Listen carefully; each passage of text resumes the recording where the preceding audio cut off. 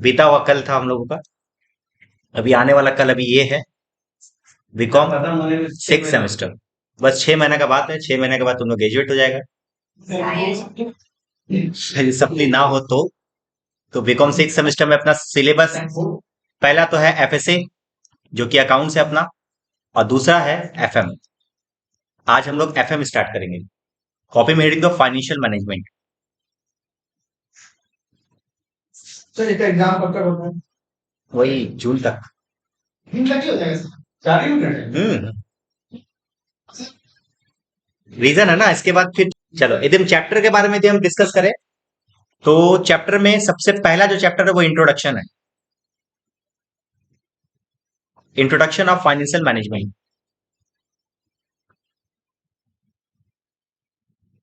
दूसरा जो चैप्टर है उस चैप्टर का नाम है cost of capital. Cost of capital ये 10 मार्क्स का चैप्टर है, पूरा फुल्ली थ्योरी है, ये पूरा थ्योरी। एफए में थ्योरी प्रैक्टिकल दोनों है, मतलब अच्छा खासा वेट रखता है।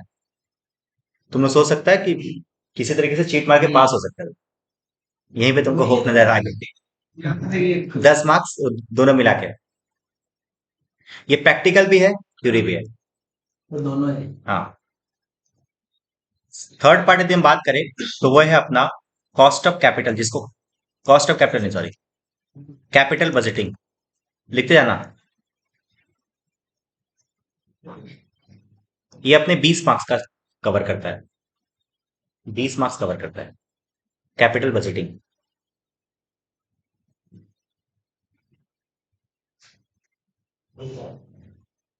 चैप्टर नंबर जो 4 है वो है अपना लेवरेज, जो 10 मार्क्स कवर करता है। 30, 10, 40, 40, 10, 50। चैप्टर नंबर 5 है अपना वर्किंग कैपिटल, जो कि अपना 20 मार्क्स कवर करेगा।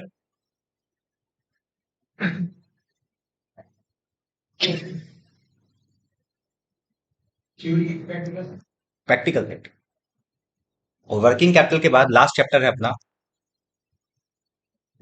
डिविडेंड पॉलिसी, जो कि 10 मार्क्स कवर करेगा। समझ में आया? सर पहला नंबर था इंट्रोडक्शन। हम लोग यहाँ पे जो फर्स्ट चैप्टर कवर करेंगे उस चैप्टर का नाम है कॉस्ट ऑफ कैपिटल। कॉपी में एकदम नया फ्रेश पेज लो, उस स्पेस को छोड़ दो, नया पेज लो एकदम, और कॉपी में हेडिंग देना cost of capital. Cost of capital.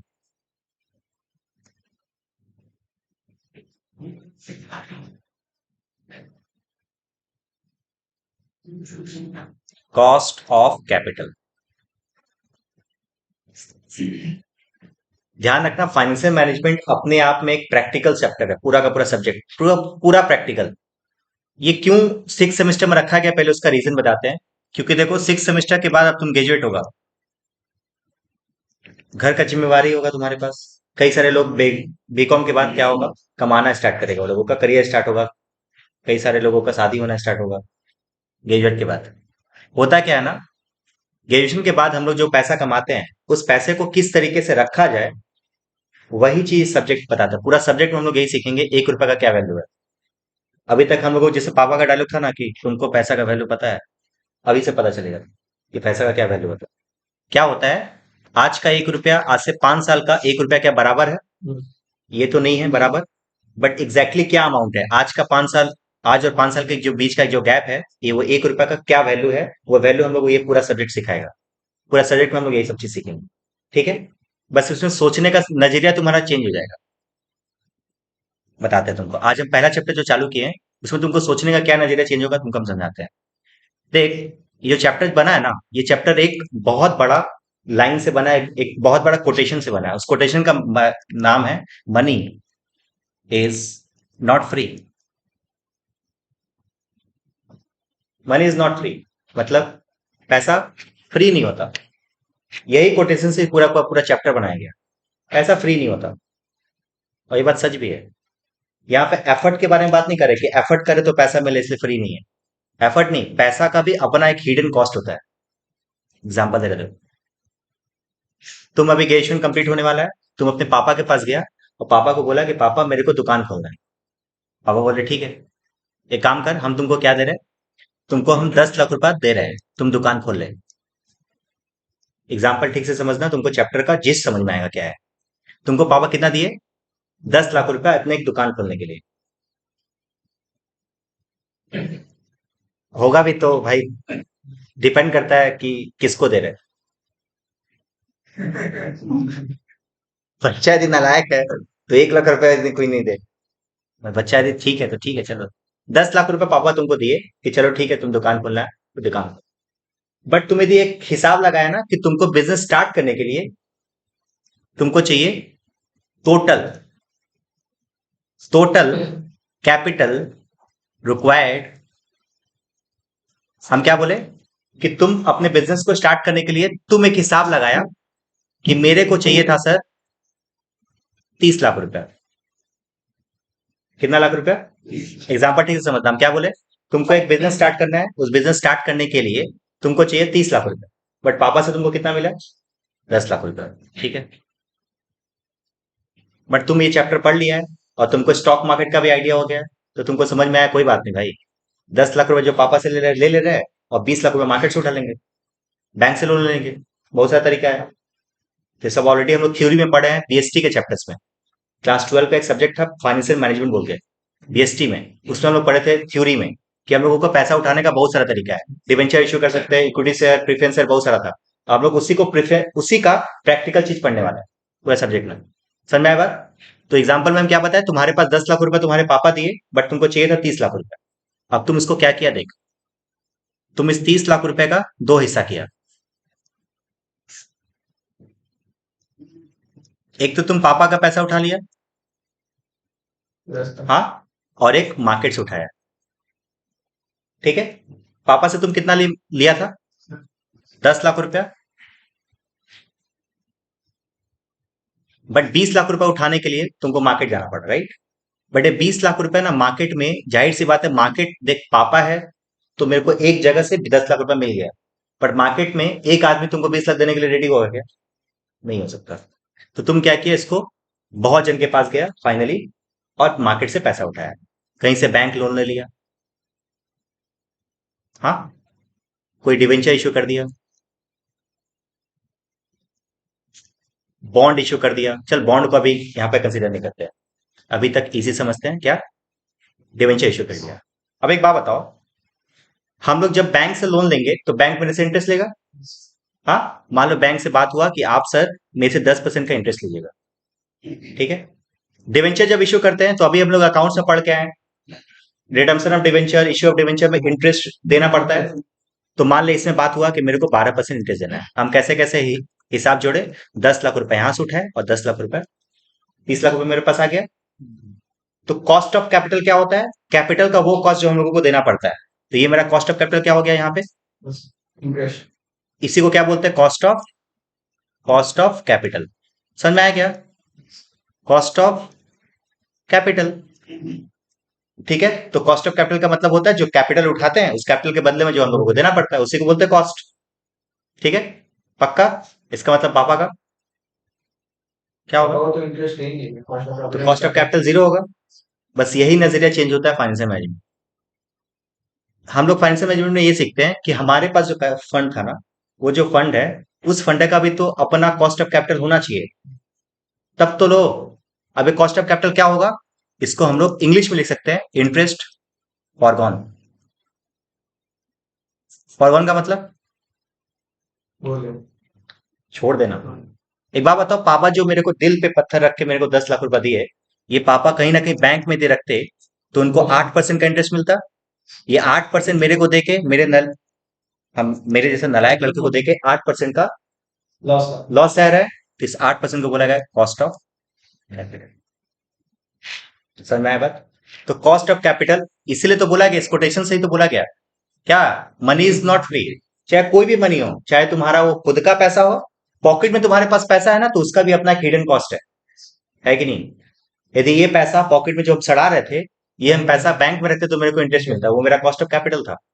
ठीक है, जो हम लोग क्या कर रहे हैं, खो रहे हैं। तो ये सब्जेक्ट का मतलब यही हुआ।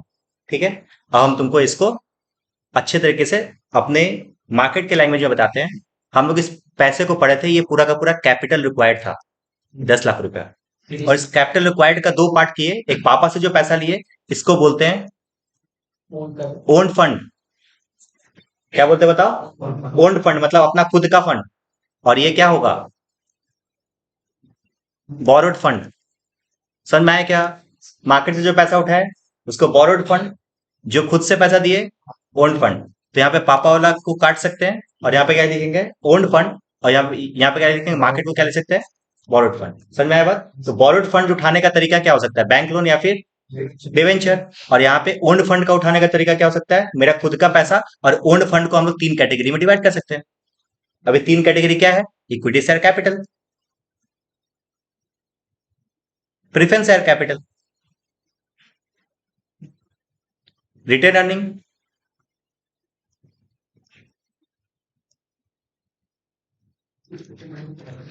समझे क्या? अब देखो, अगर अब तुम मेरे से क्वेश्चन कर सकता है कि सर इश्यू ऑफ शेयर कैसे हो सकता है ओन्ड फंड? हाँ, तो कौन है? मालिक ही तो है, तो ओनली फंड तो हुआ। हम 30 लाख रुपए के बदले में 10 लाख रुपए पापा से नहीं जाके हम कंपनी खोल दिए। कंपनी खोलने से मार्केट से पैसा उठाना था, मार्केट से ही उठाया, बट इसको मालिक बना के उठाया, तब तो ये मेरा ओन्ड फंड हुआ ना। इसलिए इक्विटी शेयर कैपिटल क्या हो गया? Old fund.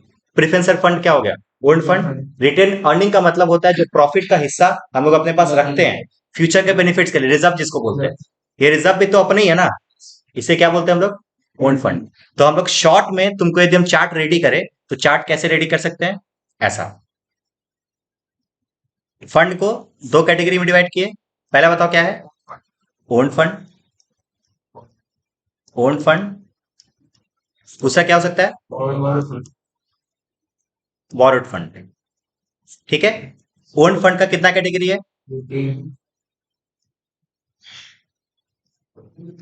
ओन फंड है ना, इससे थोड़ा अच्छा बना है।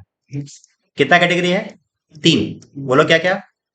इक्विटी शेयर कैपिटल, दूसरा प्रेफरेंस शेयर कैपिटल, तीसरा रिटेन अर्निंग।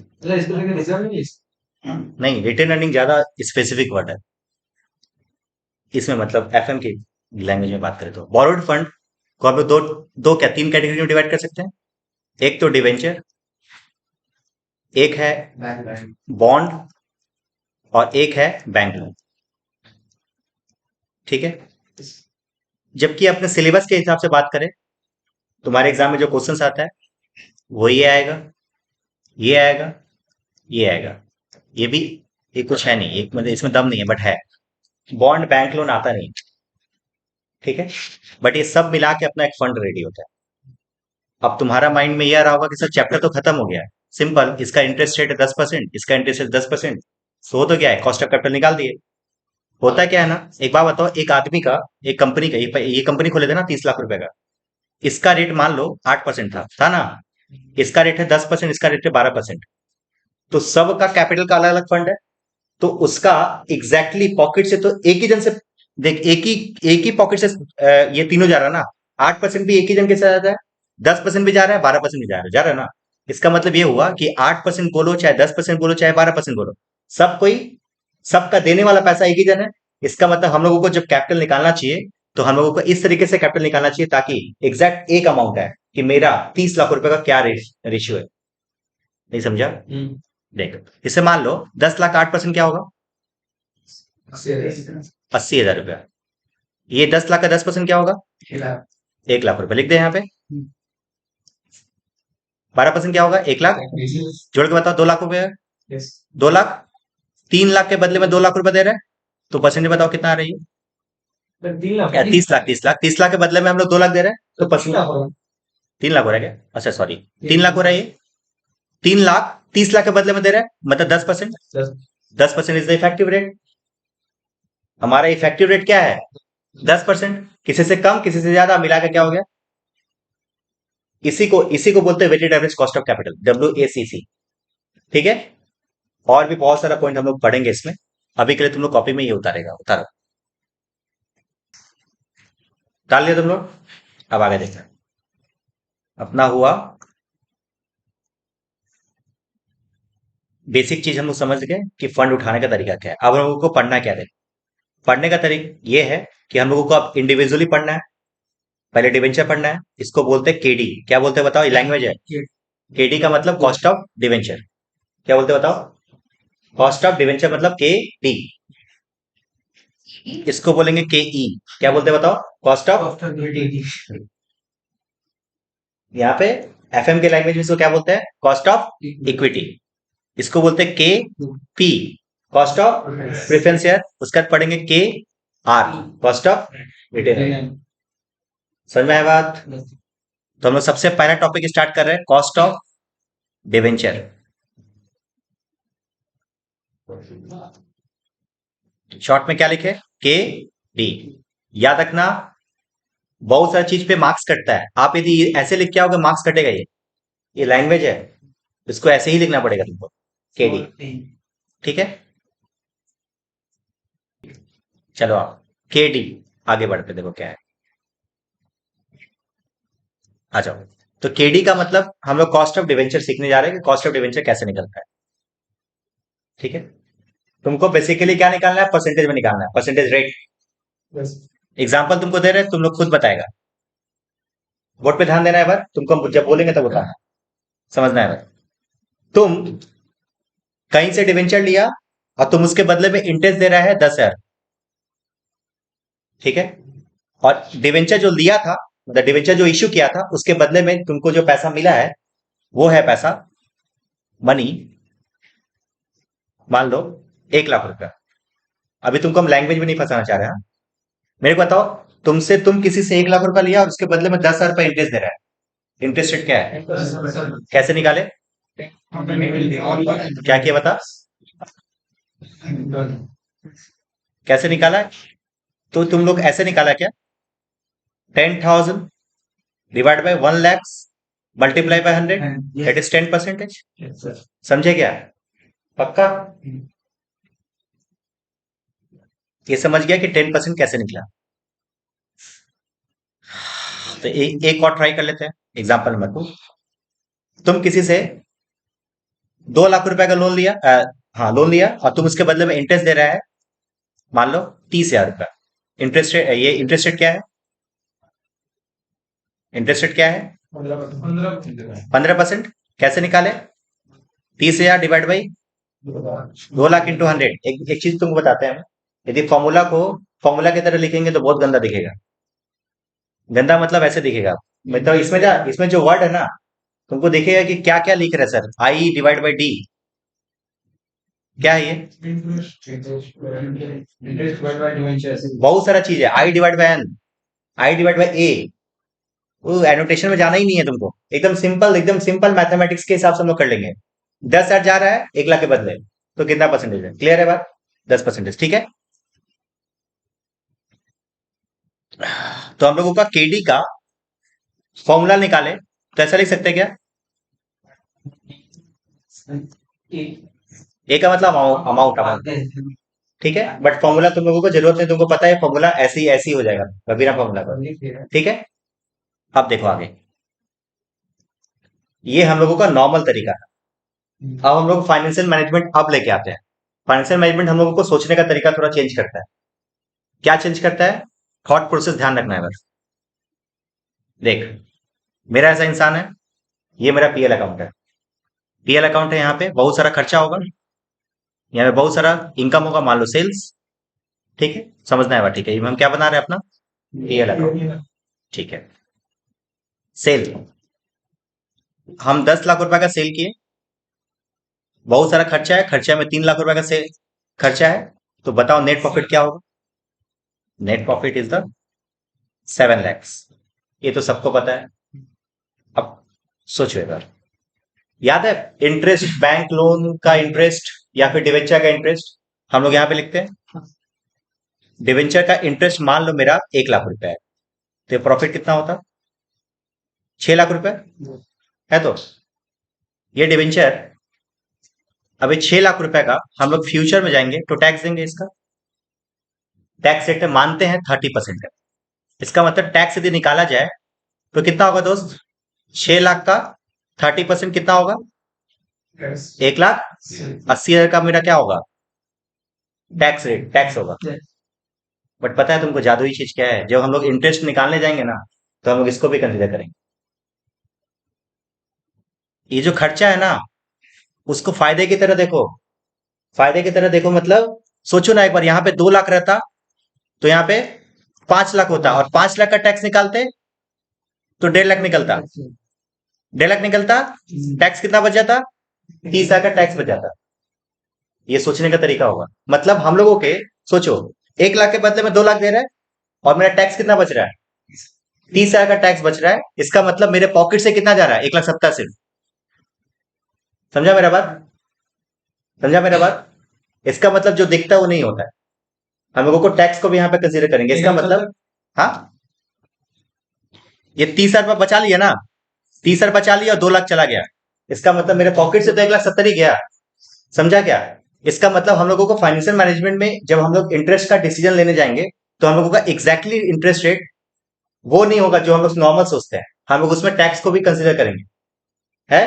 क्योंकि टैक्स से मेरा, यदि इंटरेस्ट खर्चा है ना, खर्चा से मेरा टैक्स क्या होता है? बचता है। बचता है तो जो बचता है उसको माइनस करके कॉस्ट निकालो। देखो हम क्या बताना चाह रहे थे। हम यदि 1 लाख लिखे थे यहाँ पे, तो टैक्स रेट मान लो कितना परसेंट था? 10%। सॉरी, डिवेंचर का इंटरेस्ट रेट क्या था? 10% था। अब ये 2 लाख हो गया तो 20% हो गया ना। अब ये एक्चुअल में कॉस्ट ऑफ डिवेंचर यदि हम बोल दे, केडी यदि इसको बोल दे कि मेरा 20% है, केडी मेरा 10%, जो कि गलत है। वो ये 20% नहीं है दोस्त। ये 20% से मेरा टैक्स भी तो बचा है। कितना परसेंट टैक्स बचा है? 30% टैक्स बचा है। तो एक्चुअल में 20 का 30% माइनस कर दो, कितना होगा? 30% माइनस कर दो तो कितना होगा? 17? नहीं नहीं नहीं, 17 नहीं ना, 6, 14% इज द केडी। तो एक्चुअल में जो केडी होना चाहिए कितना होना चाहिए? 14%। वो समझा क्या? 20% दे रहा है मगर 30% बच जा रहा है मेरा। 20% का 30% मेरा क्या हो जा रहा है?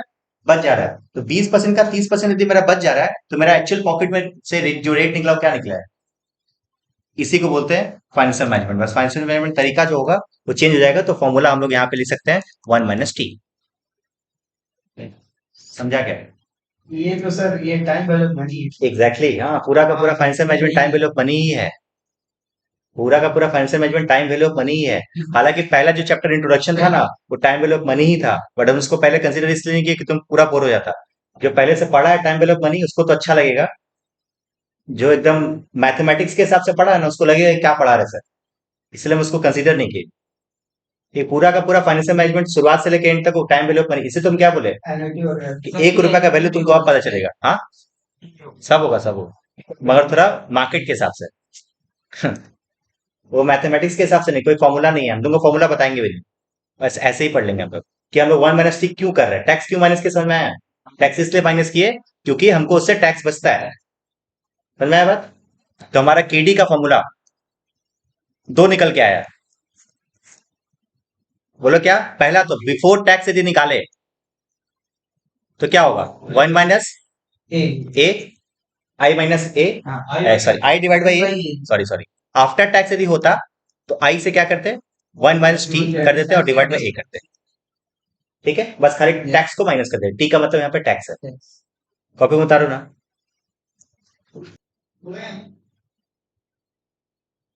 Before tax, after tax.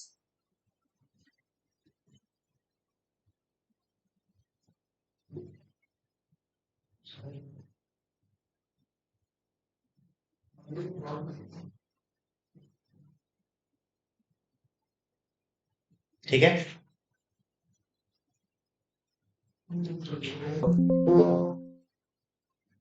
एक मिनट। चलो हम लोग अब कॉस्ट ऑफ कैपिटल का पहला क्वेश्चन देखना है। अगर यही क्वेश्चन आता है, इसी टाइप का क्वेश्चन आता है। अभी हम लोग लेयर लेयर थोड़ा आगे बढ़ेंगे। क्वेश्चन देख क्या दिया हुआ है। अ कंपनी इशूड, कंपनी क्या किया? कंपनी इशू किया है 10 लाख रुपए का 9% डिबेंचर के रेट से, 100 रुपए ईच। ठीक है, यार इतना रुपया में दिया हुआ है तो मल्टीप्लाई करने की जरूरत नहीं है। The company is 35% tax bracket. Tax rate क्या है? 35%। You are required to calculate the cost of debt, मतलब केडी पूछ रहा है। ठीक है, कॉस्ट ऑफ डेट का मतलब क्या होता है? डेट मतलब डिवेंचर को शॉर्ट में लिखा है। ठीक है, assuming that the debt is issued. पहला क्वेश्चन, पार पे होगा तो क्या होगा, डिस्काउंट पे होगा तो क्या होगा, प्रीमियम पे होगा तो क्या होगा। अभी के लिए तुमको हम बोल रहे हैं टैक्स को गोली मारो। ठीक है, तुम सिर्फ और सिर्फ इंटरेस्ट रेट केडी निकाल के बताओ, पार पे होगा तो क्या होगा, डिस्काउंट पे होगा तो क्या होगा, प्रीमियम पे होगा तो क्या होगा। एक बार खुद से कोशिश कर, उसके बाद बताएंगे हम अभी। जल्दी, टैक्स को भी गोली मारो, कॉपी में लिखना स्टार्ट कर।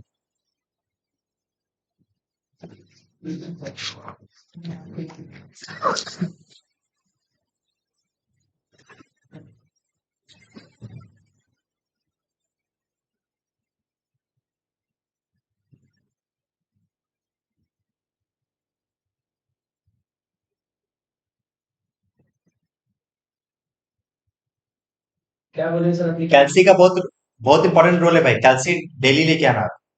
एफएम में कैल्सी बहुत इंपॉर्टेंट क्या? है। ठीक है, इसको इसको बता दीजिए, पूरा ग्रेजुएशन मोबाइल में पास किया है।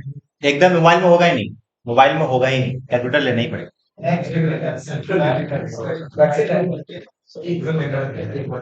क्या निकालना है सर? केडी केडी अरे 90%।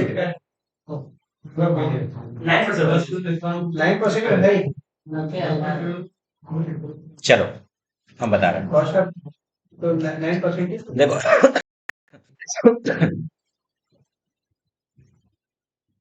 एक 10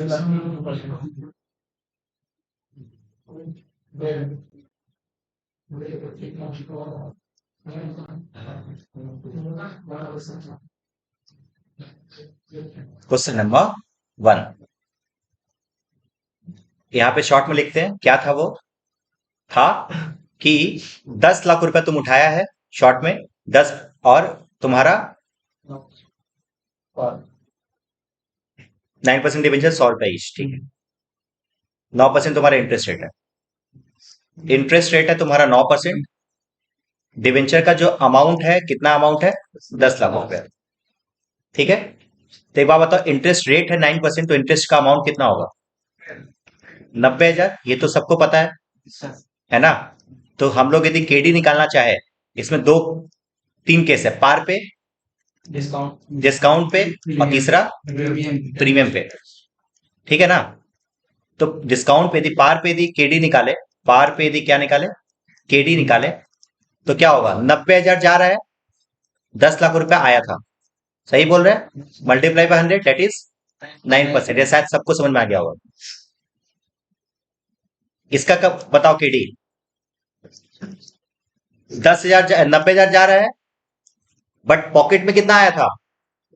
10% यदि डिस्काउंट था ना, डिस्काउंट कितना था? 10%। इसका मतलब पॉकेट में आया होगा 9 लाख रुपया। समझे क्या बात? 10 लाख का डिवेंचर था ना, तुम 10% डिवेंचर डिस्काउंट पे इशू किया, इसका मतलब तुम्हारे पॉकेट में कितना आया होगा? कितना आएगा बता? 9 लाख। तो डिवाइड में 9 लाख करेंगे, कितना आएगा? ये आ जाएगा 10%। समझ में आया बात?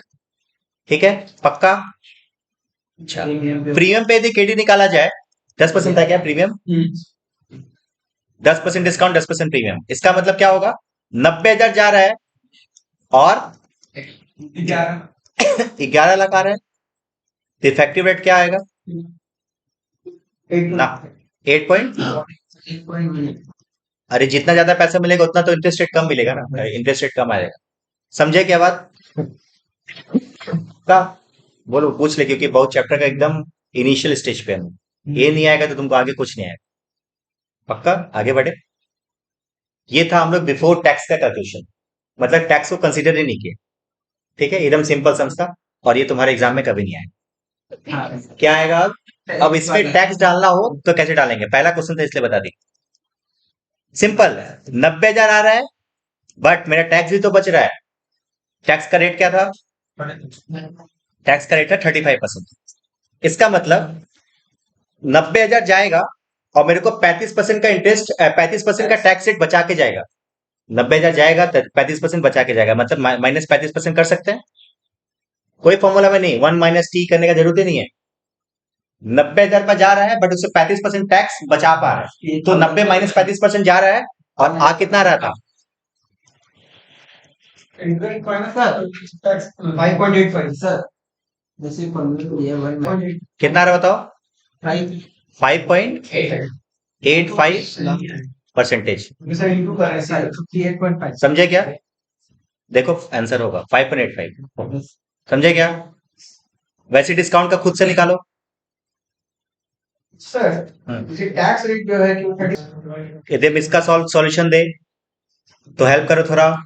90,000 minus 35% divide by 9 lakh multiply by 100 that is 6.5%। समझ में आया क्या? इसका बता दो। सेम चीज 90,000 जा रहा है 35% बचा ले रहे हैं तो divide by 11 lakh multiply by 100 कितना आ रहा है? 5.31। समझे क्या? पक्का? टैक्स निकालने भी आ गया तो आंसर देख आ रहा है क्या? 6.51 5.32 5.32 था क्या? 5.3 अप्रोक्सीमेट होगा 3.2। वो एक जाना अप्रोक्सीमेट 3.2। यहाँ पे अप्रोक्सीमेशन का बहुत इंपॉर्टेंस है, हाँ ध्यान रखना है चीज। पक्का? समझ में आया बात? ये क्वेश्चन नंबर 1 हम लोगों का हो गया। क्वेश्चन नंबर 2 में देखना। जिंदल स्टील लिमिटेड इशूड किया कितना? 30,000 डिवेंचर। 10% डिवेंचर का इंटरेस्ट रेट है 100 रुपए करके, मतलब हो गया 30 लाख रुपए। 30,000 इंटू 100 कर देंगे तो कॉस्ट ऑफ फ्लोटेशन। इसका मतलब क्या होता है? बस इस सम में फ्लोटेशन ही बताना है। फ्लोटेशन का मतलब होता है जब हम डिवेंचर इश्यू करते हैं तो हम अकेले तो मार्केट में बेच नहीं सकते, तो हम लोग ब्रोकर को पकड़े। ब्रोकर तो ब्रोकर बोला कि आप एक काम कीजिए, अंडर राइटर शेयर्स पड़े थे ना, हाँ यस सर वही वाला पॉइंट है कि हम लोग डिवेंचर उसको पकड़े तो मेरे से कमीशन लेगा कि नहीं लेगा? लेगा। वो कमीशन 2%। इसका मतलब एक्चुअल में मेरा पॉकेट में आना चाहिए था 30 लाख रुपया, बट नहीं आएगा ना 2%। माइनस करके कितना आ रहा है बताओ? 30 लाख माइनस 2% कितना आ रहा है बताओ? 9 लाख 29 लाख 40 लाख 29 लाख 29 लाख 40 हजार आएगा, राइट? तो 29 लाख 40 हजार ही हम लोग बेस में रखेंगे। मतलब जो हम लोग यहाँ पे लिख रहे थे ना, यहाँ पे जो डिवाइड करे थे ना अमाउंट, यहाँ पे 11 लाख आ रहा था, यहाँ पे 10 लाख 9 लाख आ रहा था, वहां पे कितना लिखेंगे? 29 लाख 40 समझ में आया बात? मतलब जो भी होगा, चाहे वो प्रीमियम हो, चाहे वो पार हो, चाहे वो डिस्काउंट हो, जो भी अमाउंट हो -2%। मतलब यदि इस सेंस में दिया था फ्लोटेशन तो क्या करते पता है? इस 10 लाख से पहले 2% माइनस कर देते, इस 9 लाख से 2% माइनस कर देते, इसे 2% माइनस कर देते। क्लियर है बात? यस पक्का? जैसे वो फिक्स टैक्स ऑफ मास करते नीचे बेस ये देखना एक सेंस का है, क्लियर हो जाएगा। देख टैक्स रेट क्या है? 40% है। Calculate the cost of debt par पे 10% प्रीमियम पे। ठीक है, करो एक बार खुद से कोशिश करो करने का, हो जा रहा है तो ठीक, नहीं तो बताएंगे। इस सम्स को डालने का मकसद वही था, वही हमको मेरे को बताना था क्या? फ्लोटेशन।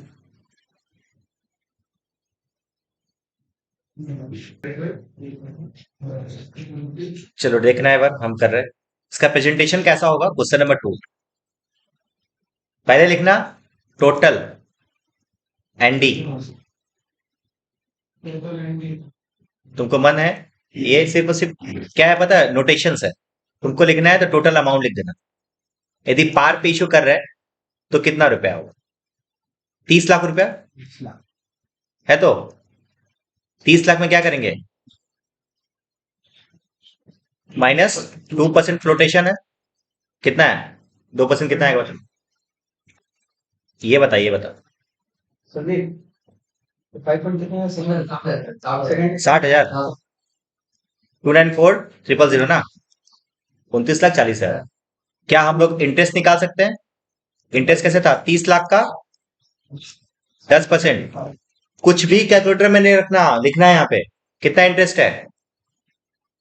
3 लाख रुपया। 3 लाख तो क्या हम लोगों का निकल सकता है? केडी 3 लाख जा रहा है डिवाइड बाई 29,40,000 आ रहा है, तो रेट क्या निकलेगा? 6 पॉइंट। नहीं सर मतलब माइनस करेंगे 40%। टैक्स रेट था ना, सॉरी, -40% कर देंगे टैक्स। 1,80,000 जो भी आएगा बताओ कितना रही, मल्टीप्लाई बाय 6.12। ये पार वाला था, पार वाला। अभी प्रीमियम को बताएंगे। समझा क्या? प्रीमियम प्रीमियम पे यदि होता तो टोटल अमाउंट कैसे आता, टोटल अमाउंट कैसे आता देख, फेस वैल्यू कितने का, 30 लाख का है तो ऐड करेंगे प्रीमियम, 10% था, Yes. 3 लाख रुपया आ जाएगा, 33 लाख रुपया।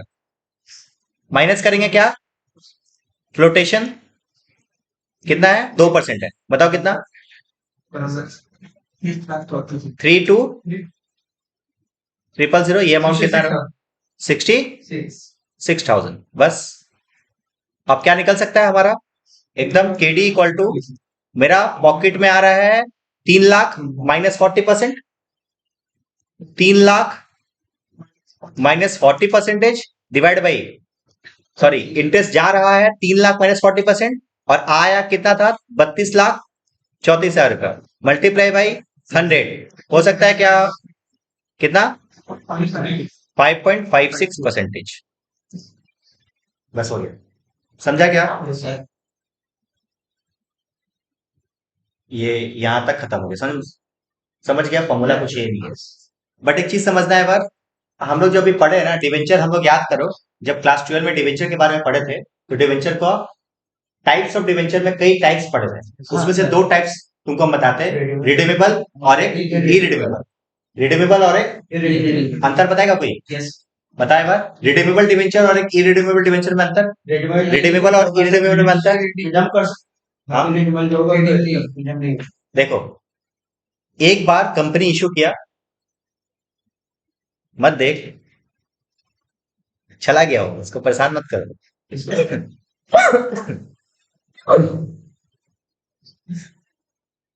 इस बैच में अभी गर्ल्स नहीं है, नहीं तो फिर ओह अभी अच्छा झगड़ा हो गया था। चलो तुम अकेली है ना, मतलब कहने का, चलो तुम क्या बोले, हाँ केटी के बारे में बात कर रहे थे कि, हाँ डिवेंचर जो होता है वो 2 तरीके का होता है, एक रिडीमेबल और एक इरिडीमेबल। रिडीमेबल डिवेंचर का मतलब होता है एक बार तुम पैसा ले लो और एक पर्टिकुलर पीरियड के बाद उसका पैसा चुकाना पड़ेगा, ठीक है, इसको बोलते हैं रिडीमेबल डिवेंचर। इरिडीमेबल डिवेंचर मतलब बैंक कंपनी तुमसे पैसा ले लिया 10 लाख रुपया और तुमको जिंदगी भर तक, जब तक कंपनी है तब तक तुमको इंटरेस्ट देगा, बट पैसा मत मांगना, इसको बोलते हैं इरिडीमेबल। क्या बोलते हैं बताओ, इरिडीमेबल, ठीक है, तुमको अभी तक जो बताया है वो इरिडीमेबल था, आगे मतलब आने वाले क्लास में जो बताएंगे क्या है, मतलब रिडीमेबल है, ठीक है। अभी तक शॉर्ट का खाली इसको कॉन्सेप्ट देके छोड़ दे रहा है, अभी अभी तक हम लोग जो क्या पढ़े हैं वो इरिडीमेबल है, याद करो, देखो ये क्वेश्चन जो पढ़े थे ना, जो हमने उसको कंप्लीटली इग्नोर किए, देखो इसको इग्नोर किए थे, था ना, इरिडीमेबल। अब तुमको आगे पढ़ना पड़ेगा, रिडीमेबल होगा तो क्या करेंगे, तुमको शॉर्ट में समझाते हैं अंतर क्या होता है रिडीमेबल और इरिडीमेबल। देखो तो एक बार, इरिडीमेबल में क्या था, 10 लाख रुपया तुम लोन लिए, 10% के रेट से तुम 1 लाख रुपया का क्या दे रहे हो, इंटरेस्ट दे रहे हो, तो हम सिंपल क्या किए, जो दे रहे हो उसको ऊपर रखे और जो मिला है उसको नीचे रखे और मल्टीप्लाई 100 कर दिया, सिंपल। तो यदि हिंदी में यदि इसका फॉर्मूला बताए, जो दे रहे हैं डिवाइड बाय जो लिए थे, जो दे रहे हैं डिवाइड बाय जो लिए थे। अब यहां पे यदि रिडीमेबल का यदि तुम यदि फॉर्मूला लगाओगे ना, तो तुम यहां पे दे रहे हो क्या, इंटरेस्ट प्लस तुम पैसा भी तो दोगे ना, तो हम लोगों को ऊपर में पैसा जो दोगे तो उसका भी लेना पड़ेगा हम लोगों को, बस यहाँ पे यही अंतर आ जाएगा, यहाँ पे यही अंतर आ जाएगा और यहाँ पे आउटफ्लो आ जाएगा, तो फिर क्या इंस्टॉलमेंट वाइज होगा, वो हम लोग सीखेंगे, ठीक है, क्योंकि अब यहाँ पे भी कंफ्यूजन है कि सर जो पैसा देंगे वो तो 5 साल बाद देंगे, तो उसका उसको हम लोग यहाँ पे क्यों कंसीडर कर रहे हैं, तो उसके पीछे हम लोग देखेंगे कि क्या अमाउंट हम लोगों को स्पेसिफिक लेना चाहिए, क्योंकि यहाँ पे पूरा का पूरा 10 लाख लेना ये भी तो गलत है, यस ठीक है, क्योंकि 10 लाख को हम लोग 5 साल बाद दे रहे हैं, तो 10 लाख का आज का वैल्यू निकालना पड़ेगा, वो हम लोग यहाँ पे सीखेंगे अभी नेक्स्ट क्लास। समझ में आया क्या, रिडीमेबल और रिडीमेबल में अंतर समझ में आया। अभी तक हम लोग केडी पढ़े, तुमको यदि शॉर्ट में समझाए तो याद करो, हम लोग बचपन का वो दिन जब क्लास 12 में पढ़े थे केपी के बारे में, केपी मतलब प्रीफरेंस शेयर के बारे में। प्रीफरेंस से भी 2 तरीके का, रिडीमेबल और इरिडीमेबल। तो जो रिडीमेबल का फॉर्मूला, इरिडीमेबल का फॉर्मूला केडी का होगा, सेम फॉर्मूला केपी का भी होगा, समझा क्या, हम फॉर्मूला समझ दिखा रहे तुमको क्लियर हो जाएगा,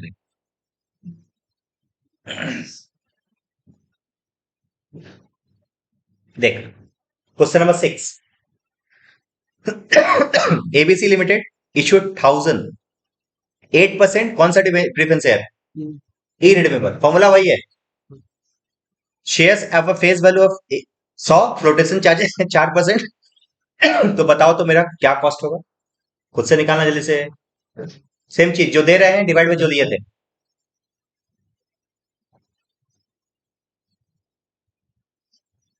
दे कितना रहे? 8% दे रहे ना, इसमें टैक्स भी नहीं है, टैक्स भी नहीं है। 8% दे रहे मतलब कि कितना होगा? 8,000 रुपया दे रहे,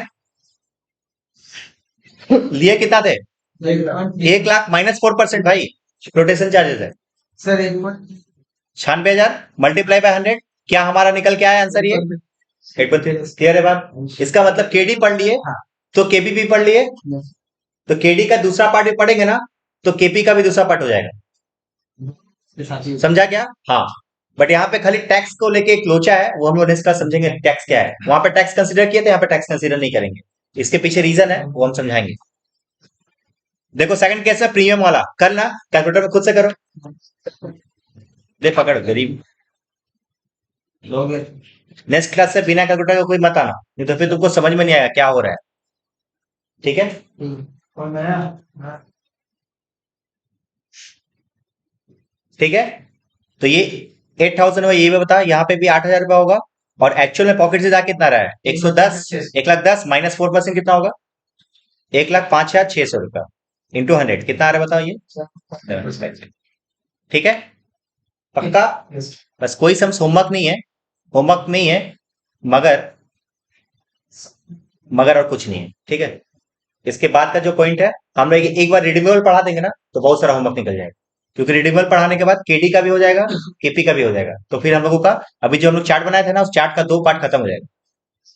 दिखा रहे थे, देखो अभी तक हम लोग जो चार्ट बनाए थे उस चार्ट का, देख उस चार्ट का हम लोग अभी आज जो पढ़े हैं, इसका 2 हिस्सा था, रिडीमेबल और इरिडीमेबल, जो हम लोग पढ़ लिए। एक पार्ट पढ़ लिए, सेकंड पार्ट बाकी है। वैसे केपी का भी 2 पार्ट है, इसका एक पार्ट पढ़ लिए, दूसरा पार्ट बाकी है। हम लोग ये पार्ट बता देंगे ना तो फिर ये भी खत्म हो जाएगा।